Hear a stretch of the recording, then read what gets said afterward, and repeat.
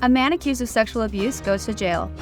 A meat cooler catches fire inside of Lynn's, and Iron County's very own Dancing with the Community Stars. You're watching St. George News at 5. Good afternoon, I'm Amy Bennett. A man who was accused of forcible sexual abuse of a minor was recently sentenced to jail on November 7th. Here's Cody Blowers with more on the trial. A Hurricane man, 32-year-old Pedro Jaramillo, appeared in 5th District Court in St. George last week, where he was sentenced on one second-degree felony count of forcible sexual abuse during a hearing held before District Judge Jay Winward.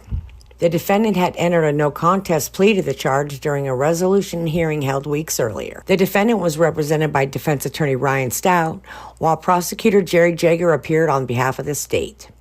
The case came to light initially in March of last year when the Hurricane Police Department received a report that a teenager had been sexually abused by the suspect starting at the age of 16 to 17 years old. During an interview, Jaramillo reportedly told police that he started their relationship with the victim when she turned 18, but denied any prior relationship. From there, the case was marred by evidentiary issues, several of which came to light during a preliminary hearing held earlier this year. The judge ultimately ordered that Jaramillo be sentenced to serve 364 days in jail in Washington County, followed by 4 years probation. He also ordered the sentence to begin immediately, and the defendant was taken into custody at the close of the hearing. Thanks, Cody.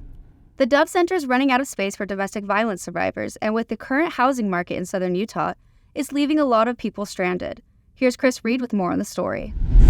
Even as the Dove Center is helping victims of domestic violence get back on their feet, the Dove Center itself is in need of help. Officials of the St. George nonprofit that helps give shelter and help to women, men, and children who are domestic violence victims say the center needs more room to house some of them.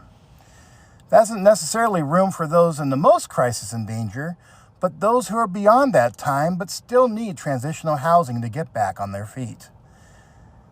The center is hoping a combination of fundraising from the general public and governmental and corporate contributions will allow them to double their current space of transitional housing. Thanks, Chris. The proposed highway that was set to be built through the Red Cliffs Desert Reserve is triggering some scrutiny.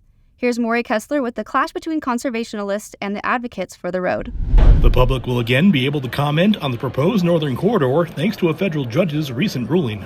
The Bureau of Land Management announced Wednesday evening that it will be holding a new scoping period for the Northern Corridor to create a new study for the road's right-of-way and its potential impacts. This comes after U.S. District Judge Amy Barnum Jackson ordered that a review of the Northern Corridor and related elements be conducted by the BLM and U.S. Fish and Wildlife Service. The judge made the ruling based on the BLM not following certain federal procedures related to historic artifacts and sites that may be impacted by the construction of the Northern Corridor.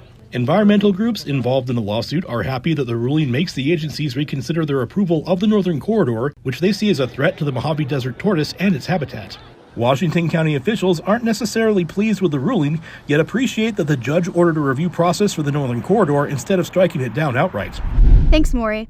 The Lynn's Fresh Market grocery store in Hurricane was evacuated on Thursday after a meat cooler caught fire. Firefighters arrived at the scene and evacuated all of the customers and employees from the market. Fire Captain Tyler Ames said that the sprinkler system did its job, putting out most of the fire, and that his crew was there to make sure the fire didn't spread to any other parts of the building. Overall, the fire caused an estimated $10,000 in damages to the store. Over $85,000 was raised for the Iron County Children's Justice Center as organizers put on their own rendition of Dancing with the Stars. Here's Jeff Richards with more on the event.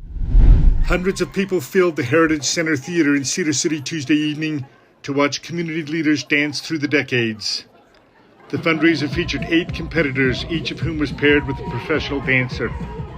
Wrapping up the evening's lineup was Cordell Morris, winner of the People's Choice Award, who teamed with Brooke Randall for the hip-hop number Get Low.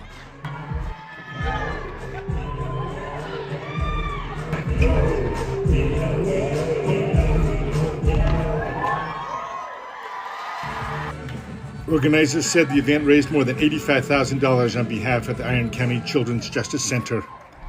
Thanks, Jeff. And now to Cannon with some exciting news on local sports.